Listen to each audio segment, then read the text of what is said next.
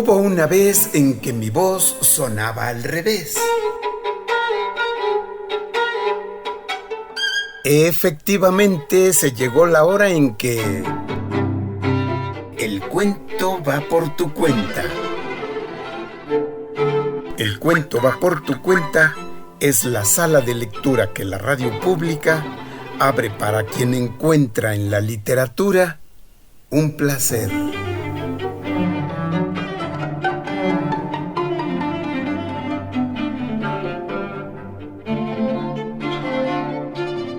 Corría el año de 1920 cuando en la República de Uruguay nacía el escritor Mario Benedetti un 14 de septiembre como hoy.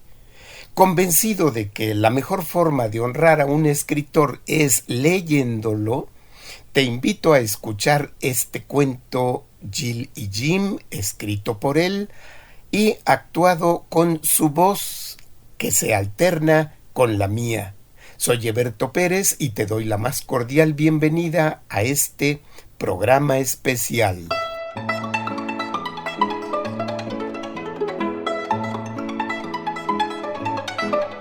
Fue un sábado de tarde en plena siesta cuando sonó la primera llamada.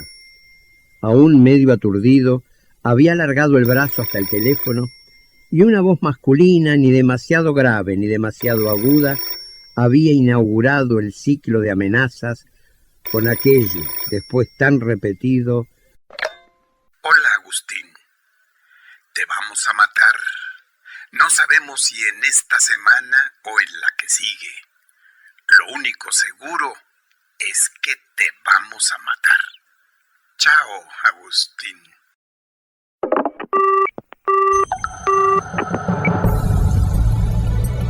Te vamos a matar. Te vamos a matar. Esa vez la sorpresa no le permitió decir ni hola ni quién habla, pero en la siguiente, también sábado de tarde, logró al menos preguntar por qué. Lo sabes de sobra. No te hagas el imbécil.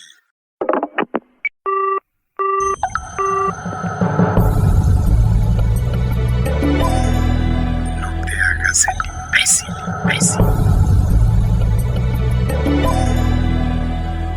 Desde entonces se habían acabado para Agustín las siestas sabatinas. Pensó en motivos políticos, comerciales, amorosos, pero ninguno le proporcionó una pista medianamente fiable.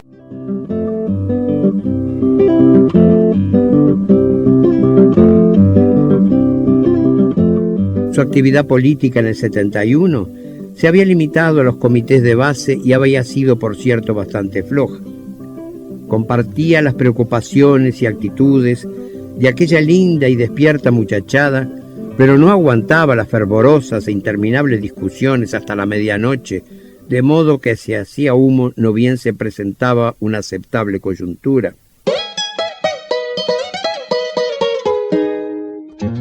Por otra parte, su vida comercial no provocaba envidias ni animadversiones. Había pocos empleados en la modesta ferretería que heredara del viejo y nunca había tenido conflictos con su personal.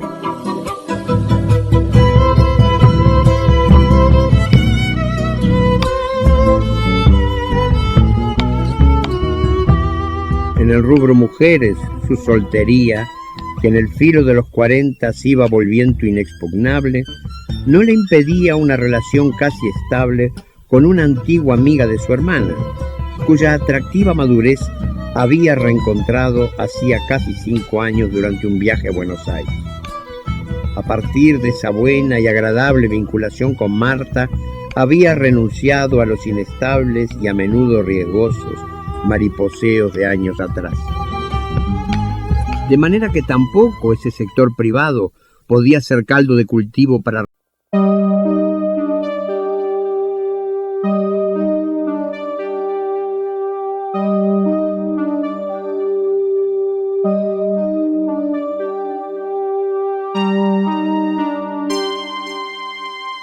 ciudades y pueblos del interior. Los tíos en Paysandú, la madre en Sarandí del Gí, las 2 hermanas y una sobrina en Maldonado. Raras veces bajaban a la capital y él, por su parte, casi sin darse cuenta, había ido espaciando las visitas.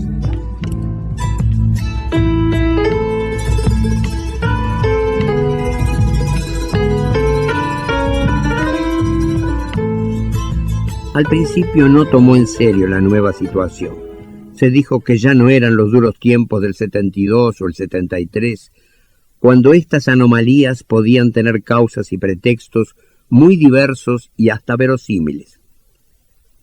Lo cierto es que había decidido no abandonar el apartamento en las tardes de los sábados. Su lema personal, adecuado a las circunstancias, era que al sadismo de los amenazadores él correspondía con su masoquismo de amenazado. Pero semejante tosudez tenía una lógica. Si desaparecía los sábados, la previsible respuesta del fantasma agresor consistiría en trasladar la llamada intimidatoria para el martes o el viernes. Así fue que el mundo empezó a tener otro color y otro ritmo para Agustín. Te vamos a matar. Por las mañanas, cuando concurría a la ferretería, ya no usaba el auto. Aunque desde el comienzo había aceptado que si alguien planeaba acabar con él, las precauciones estaban de más, de todos modos había tomado algunas medidas primarias elementales. Por ejemplo, viajar en autobús. Caminaba 1,5 cuadras y tomaba el 121, que rara vez venía repleto, o sea que viajaba cómodo. Le acompañaban, sin embargo, suficientes pasajeros como para que el supuesto enemigo lo pensara 2 veces antes de emprenderla a tiros. ¿Pero por qué precisamente a tiros? Alguien podría terminar con él, por ejemplo, en un ascensor, digamos el de su edificio, entre el 2º y el 3er piso, o quizá viceversa. Y como eso tampoco era descartable, empezó a usar el ascensor solo cuando lo compartía con otros habitantes del inmueble. ¿Y si el autor de la llamada fuera precisamente un habitante del inmueble? Durante una semana bajó los 8 pisos por la escalera, pero no le fue difícil admitir que en ciertas horas de poco movimiento, una agresión entre piso y piso podía no ser algo descabellado, de modo que volvió a usar el ascensor.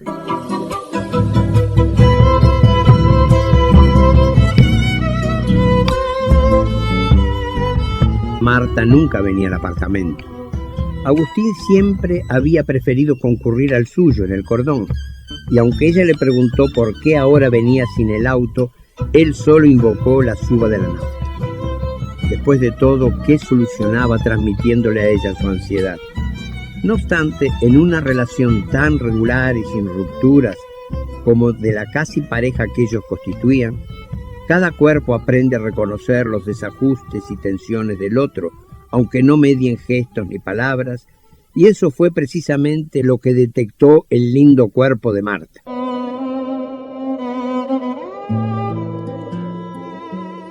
Él mencionó el trabajo, la crisis, los acreedores, las mini devaluaciones, pero 3 días más tarde y por primera vez en 5 años, Agustín fue un fracaso en la cama. Te vamos a matar. Y aunque Marta apeló a sus mejores reservas de comprensión y de ternura, él no osó decirle que sus pensamientos frecuentemente andaban lejos de aquel busto y aquel pubis tan atractivos como de costumbre.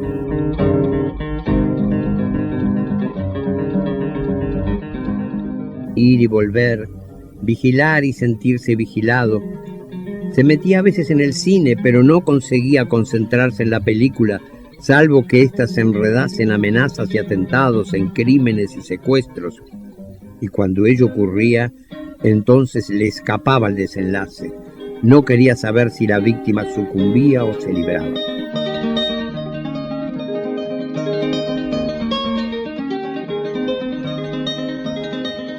En la ferretería solo una vez hubo una llamada sospechosa. Le tocó a Luis, el cajero. Era una voz de hombre. Preguntó por usted, don Agustín. Le dije que estaba usted atendiendo a una clienta y entonces él comentó que no importaba, que lo llamaría como siempre el sábado por la tarde a su casa, pero no quiso dejar el nombre. ¿Sabe, don Agustín? Me pareció un poco raro.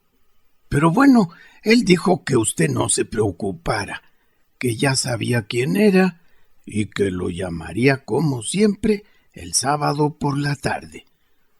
Y eso es todo. Con permiso, señor, tengo mucho trabajo.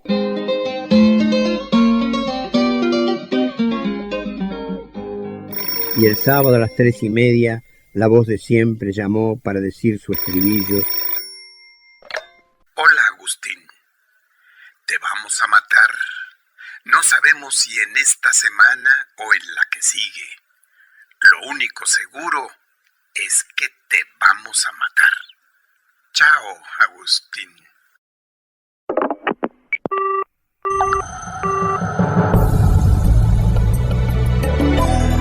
Imbécil, te vamos a matar.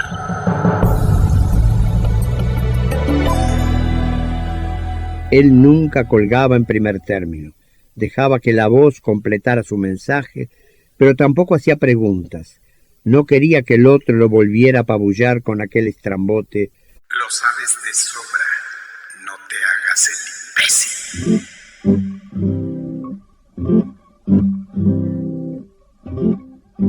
En tiempos pretelefónicos, como él lo llamaba para sí mismo con extraña nostalgia, aquellas tardes en que no iba lo de Marta, llegaba al apartamento, se daba una ducha, se servía un trago, encendía el tocadiscos.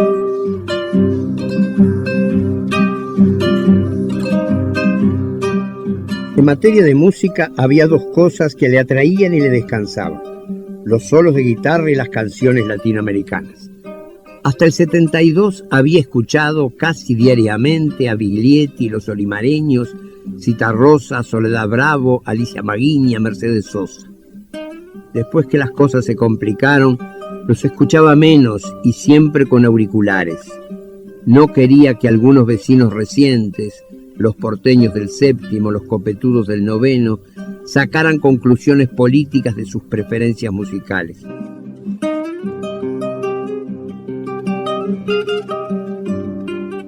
Pero a partir de las llamadas no tenía ganas de sentarse a escuchar nada, ni guitarra ni canciones, nada.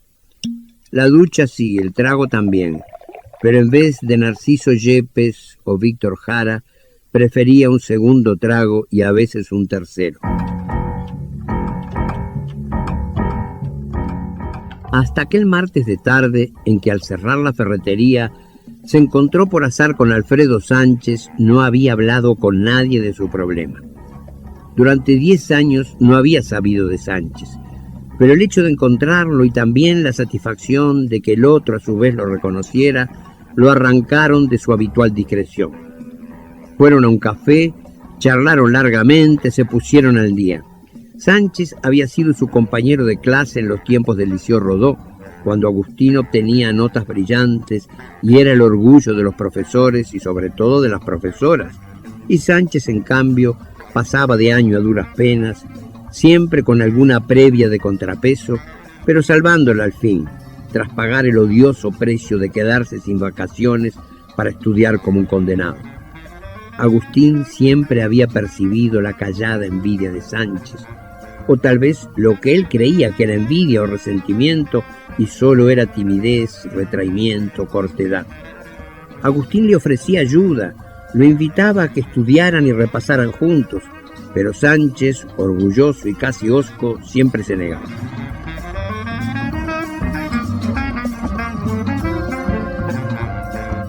Ahora, cuando repasaban en todos sus detalles los respectivos itinerarios, Agustín registraba una curiosa contradicción y se la decía sin ambajes al compañero reencontrado. Él, Agustín, el ex brillante, ni siquiera había concluido preparatorios. A la muerte del viejo, tuvo que hacerse cargo de la ferretería y ya no pudo seguir estudiando, o le dio sencillamente pereza al ver que su situación económica se normalizaba. Y Sánchez, en cambio, el estudiante que parecía mediocre y avanzaba los tumbos, ahora era abogado, tenía un estudio con 2 socios de primera, asesoraba a importantes compañías nacionales y extranjeras, era, en fin, alguien mucho más encumbrado que el modesto ferretero.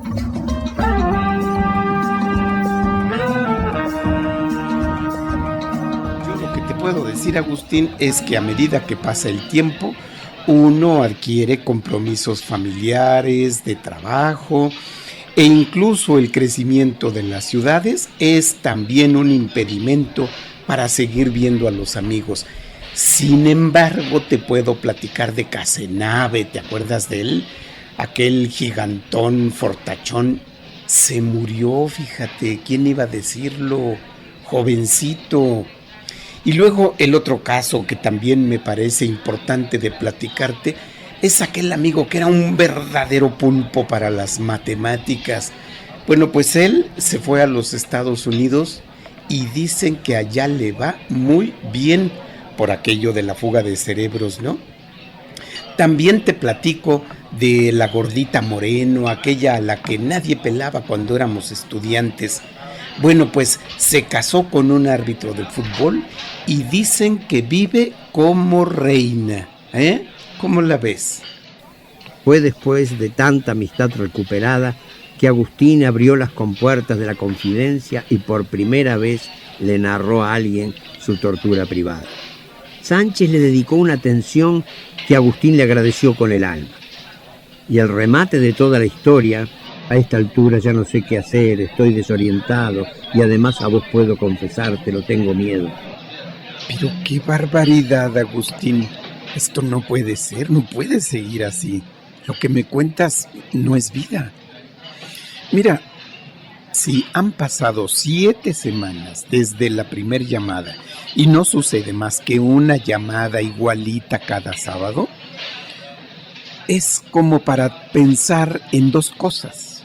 O se trata de una broma de muy mal gusto, claro, o se trata de alguien que tiene ganas de joder, sencillamente ganas de joder. ¿Y qué pasa con nosotros, Agustín, cuando vivimos una experiencia como esta? En primer lugar, vivimos un miedo real. Nos espantamos. Óyeme, ¿quién no se va a espantar cuando le dicen te vamos a matar? La otra situación es que empezamos a inventar miedos. Empieza un miedo pequeñito y a medida que pasan los días va creciendo hasta que es un miedo inventado más que real que ya no te permite vivir. También te digo, Agustín, que esos miedos inventados son los que nos pueden incluso llevar a la locura. Así que, ¿sabes qué, amigo mío? Urge que atendamos tu caso y yo te voy a ayudar. Mira, tengo un ranchito en las afueras, en el que normalmente paso los fines de semana con mi familia, pero resulta que este fin de semana mi familia no puede ir.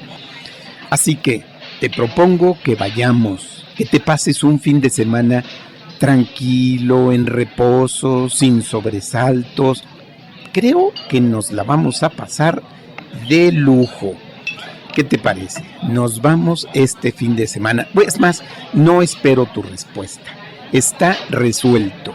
Este fin de semana nos vamos a mi ranchito para que te pases unos días de tranquilidad, de paz, de relax, y verás que tus miedos inventados poco a poco van perdiendo fuerza. Menos mal, che, que me topé con vos.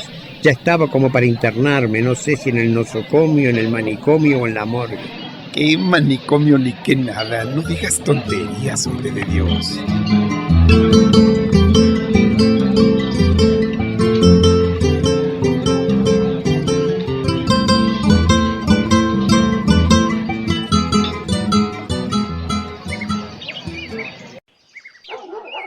El rancho no era rancho, sino espléndida casa, con jardín y un cerco de troncos bastante alto.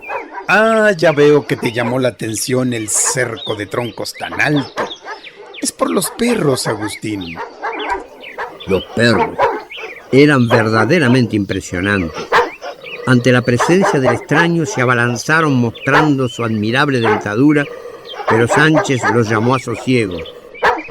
Jim, quietos ya, por favor, quietos. Veo en tu cara que mis perros no son de tu agrado, Agustín, pero ¿sabes? Aquí estamos demasiado aislados y últimamente ha habido una cantidad sorprendente de robos. Los quiero allá, echaditos, quietos, Bill, Jim.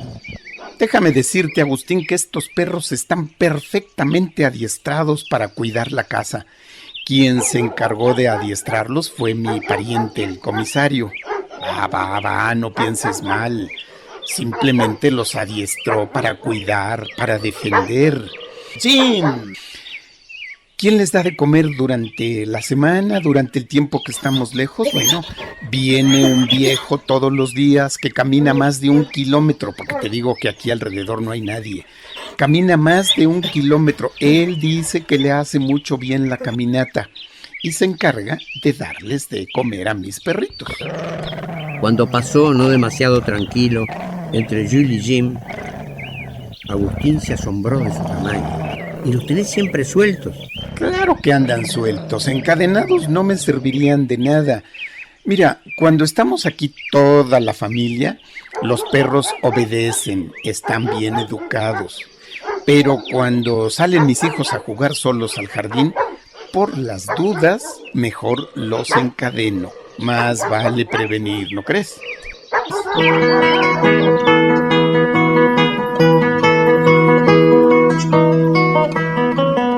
El interior del rancho era muy confortable.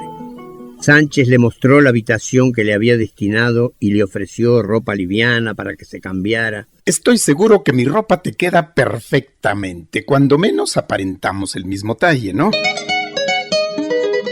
Mientras Sánchez aprontaba los tragos, nada menos que chivas, Agustín fue revisando los libros, los discos, las cassettes.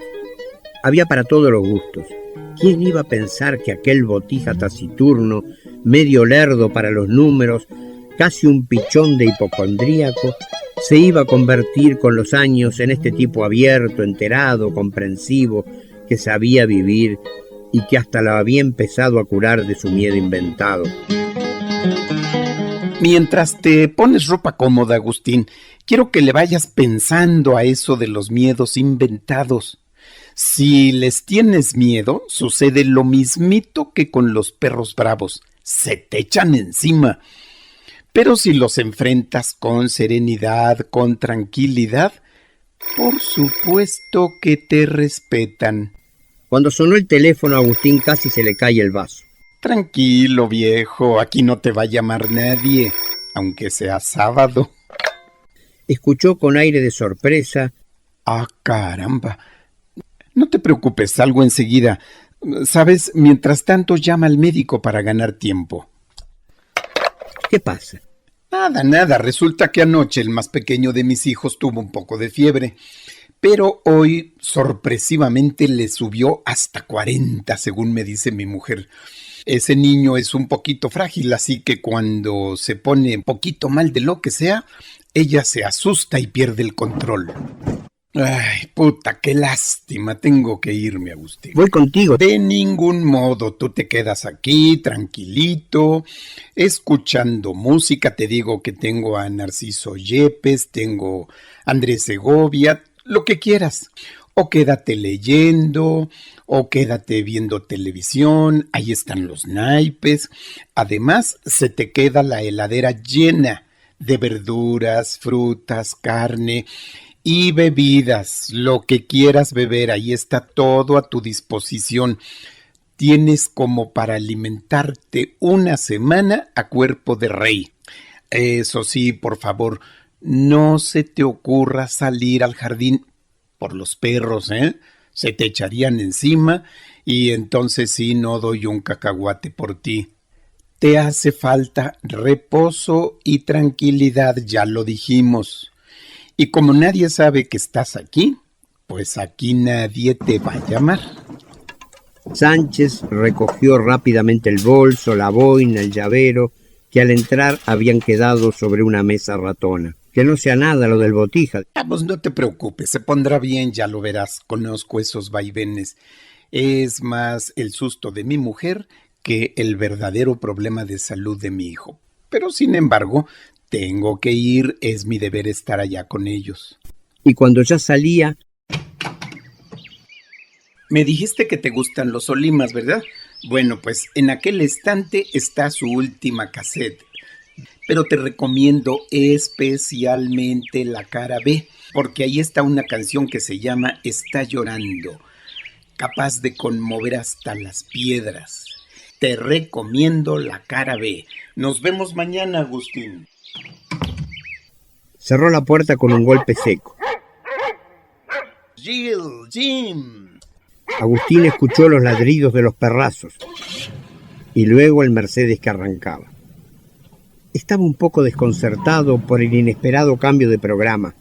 Así todo se dispuso a pasarla lo mejor posible.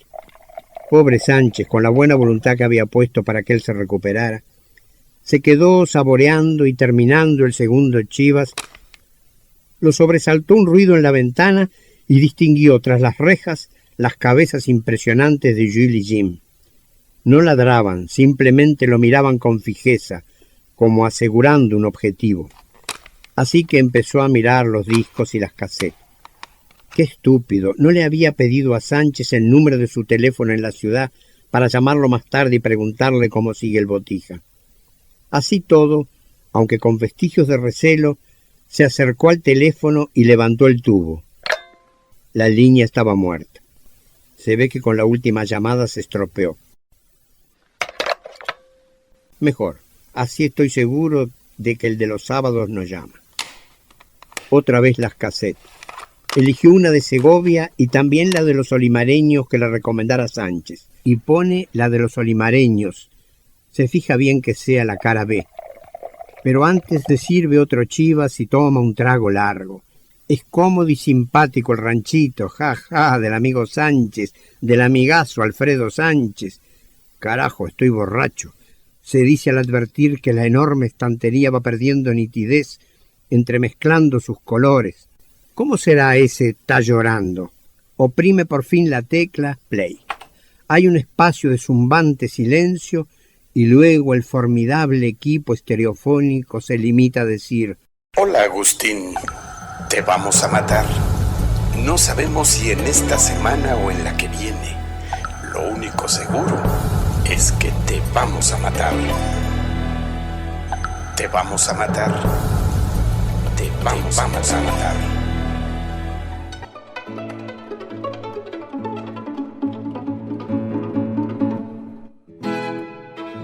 Si te gusta Mario Benedetti, búscalo no solo en cuento. Recuerda aquella frase dicha por él: la poesía es una forma de tomar la vida por las solapas.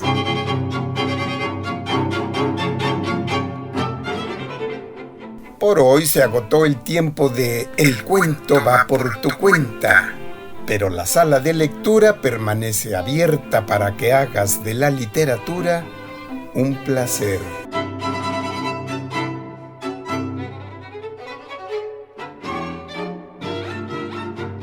Participamos en este programa Mario Benedetti y Eberto Pérez Espín.